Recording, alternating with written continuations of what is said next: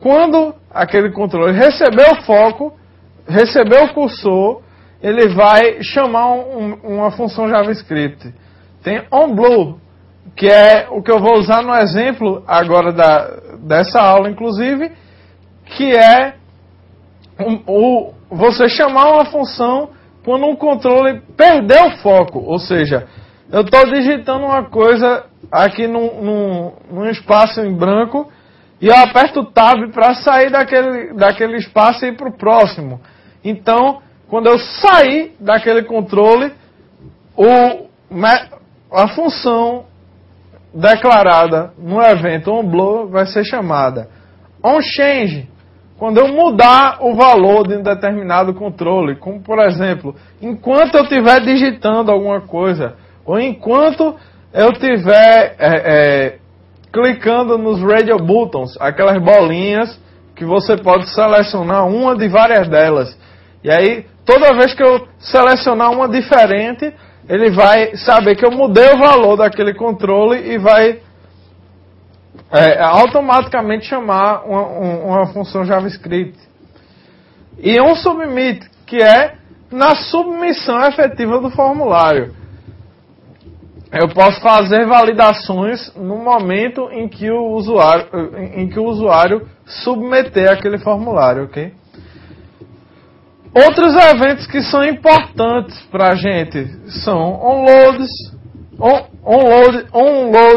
onMouseOver, onMouseOut.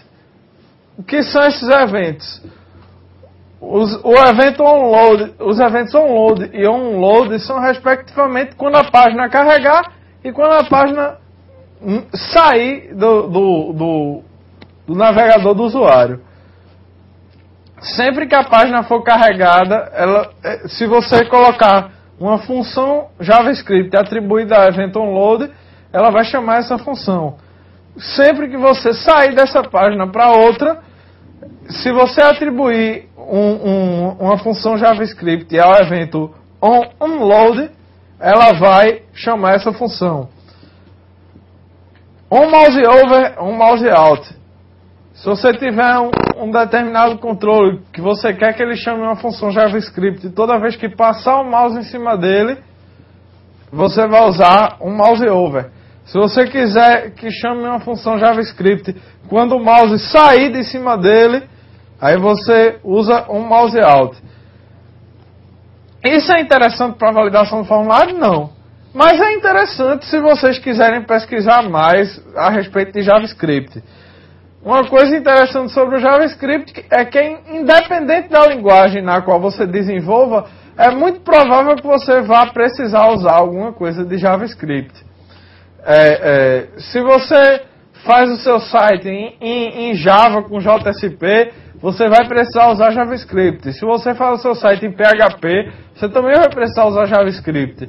Até mesmo se você fizer o seu site em C# com ASP.NET, onde geralmente o JavaScript fica escondido e você não pode mexer nele, mas em alguns casos você vai ter que mexer no JavaScript do ASP.NET também.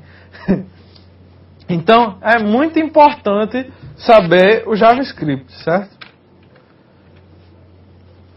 Vamos lá, como é que a gente captura os elementos HTML? Porque para alterar o conteúdo deles, ou mexer nos elementos, ou até mesmo validar os elementos de um formulário, a gente precisa capturar esses elementos que estão lá no HTML dentro do nosso código da função JavaScript, né? Fazer esse caminho daqui. Certo? Quando a gente fizer esse caminho, a gente vai usar uma variável. Percebam que para declarar uma variável no JavaScript, você não declara um tipo. Você, na verdade, só define var e dá um nome àquela variável. Perceba que quando eu faço isso e atribuo através do igual o document.getElementById, perceba que getElementById quer dizer pegue o elemento pelo ID, ou seja, pela identidade daquele elemento.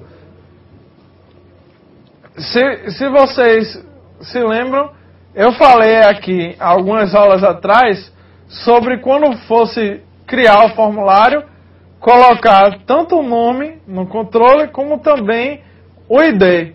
Porque algumas coisas que a gente ia fazer iam usar o ID, certo? Pronto. Aqui a gente vai usar o ID. No JavaScript a gente vai usar o ID de cada controle daquele formulário, certo? Opa, aqui. Esse comando document.getElement, o que é que ele faz? Ele pega pelo ID lá, ele identifica aquele elemento específico do HTML e traz ele para dentro da função JavaScript. E aí é possível, através disso, atribuir valores ao HTML interno dele, o inner HTML. É possível pegar, se ele for um controle de um formulário, é possível pegar o valor dele atual, é possível validar de diversas formas. Como é que a gente preenche os elementos? Através do inner HTML. Lembrando que a gente vai estar sempre usando a variável elemento, ou seja, a variável onde foi armazenado aquele elemento. E aqui você pode inserir conteúdo HTML, certo? E ela vai fazer esse caminho de volta para o HTML. Exemplo aqui. Percebam como foi escrito esse código aqui.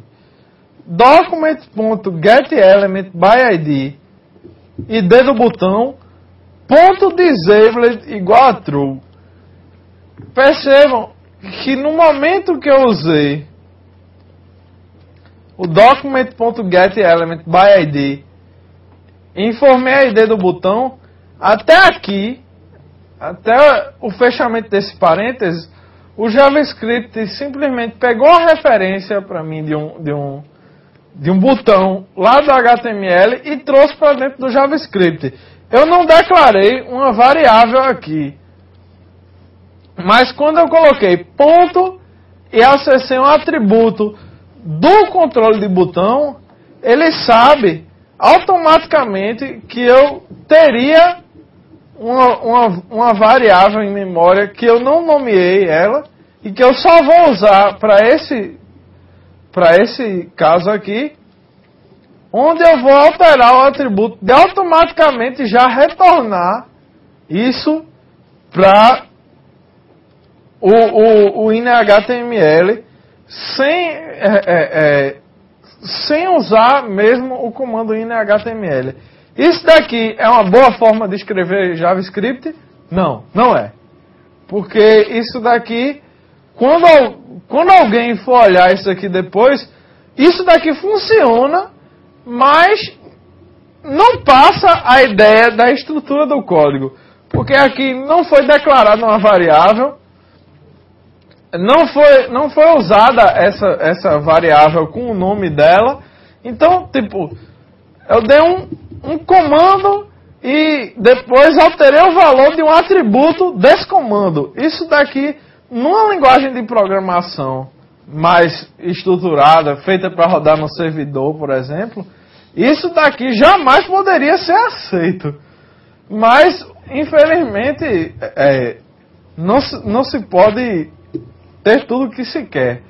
Muitas vezes, para a questão de desempenho, para a questão de melhoria, de velocidade e tudo, você vai ter que escrever as coisas da forma mais curta possível. Mas, se vocês verem aqui, o que é que esse código faz? Ele pega esse botão e desabilita esse botão. Ou seja, mesmo que o usuário clique nesse botão, não vai conseguir fazer nada. Certo? Não vai acessar a função que aquele botão tem. Esse botão poderia ser, por exemplo, o botão submit de um formulário. se eu fosse submeter um formulário e tivesse desabilitado, eu não ia conseguir submeter esse formulário enquanto a função JavaScript não deixasse o atributo disable dele igual a false, ou seja, não ativasse aquele botão novamente, certo? Vamos ver um exemplo aqui.